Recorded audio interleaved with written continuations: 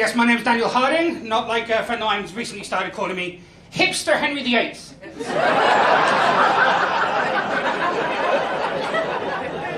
I didn't appreciate that at all. Also, I'm going to explain this accent to you. I am obviously Spanish. I'm not. I'm Irish, but I grew up in Spain. And apparently that's where West Country accents come from. I was 11 years old when I moved to Spain. I say I moved. I was taken by what I consider an inconsiderate mother.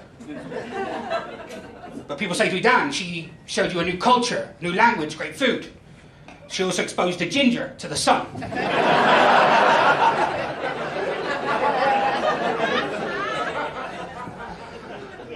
It's quite daunting, 11 years old, moving to a new country, new language, new school, new everything.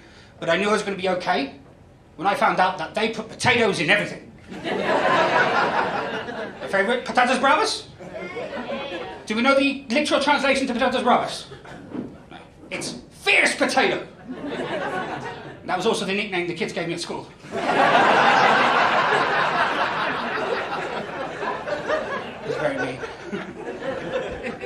A lot of people, when they find out I speak Spanish, they always want to know, the typical swear words. They go to me like, okay, so, say if someone wants to know, you say, vete a la mierda, that means fuck off. If you say to somebody, que te den por culo, that means fuck you. Or if you say to somebody, hijo de la gran puta, que te vaya por otra mierda, so cabrón, que te vaya a tirar por pino, so tonto, que eres tonto, so normal. That means fuck off! I'm aware that when I speak Spanish, my sex appeal goes up a couple of points. I'm now at 2. I lived on an avocado farm when I was in Spain. Great. A few facts about avocados I know that not a lot of people know. That technically, they're not vegan, because you have to import bees for them. Secondly, and a lot more disturbingly, according to the internet, they taste like freshly washed penis. Now, I'm yet to do the research on this. I've never tried avocado.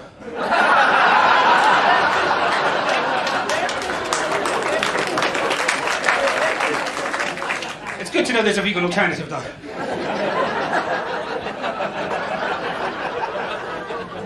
I also worked at a sports centre when I lived in Spain. Thank you for not laughing at that. I worked at a sports centre, and while I was there, the Harlem Globetrotters came to visit. You know the Harlem Globetrotters? Very good team, very basketball team. They do all their tricks. They're very good people. While I was there, they found out I spoke English, so I was their liaison for the day. And after their exhibition, they came up to me and said, "Hey, where the bad girls at?" I was 18, slightly naive. I didn't realise he meant strip club. So fast forward half an hour later, I'm in the strip club with the Harlem Globetrotters. Now, I've never been before, never been since. But if you're going to go to the strip club, you go with the Harlem Globetrotters. Because they are professionals. Turned my back for 1 second, he had one spinning on his finger. It was great. We went out afterwards, right? Went out after pubs and that, and they gave me a load of numbers to call. So for these girls that want to come and meet the Harlem Globetrotters. Got to the point where the police came and had a word with me, thinking I was pimping out the Harlem Globetrotters. It was very embarrassing. I had to stand there in front of this policeman and take off my fur coat.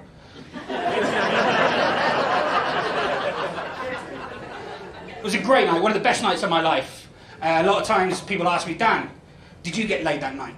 And I'm like, "No." Funny enough, the girls that went to the 7 Foot Black guys didn't dig the fierce potato.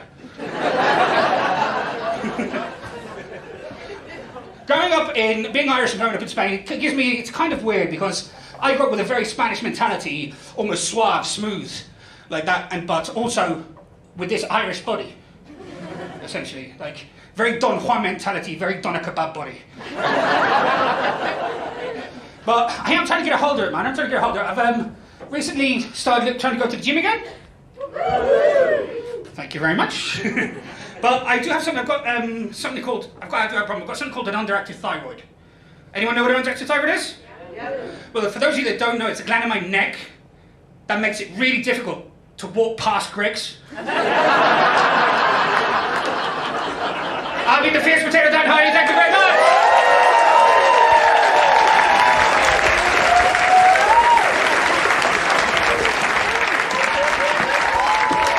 Give up again, Dan Hardy!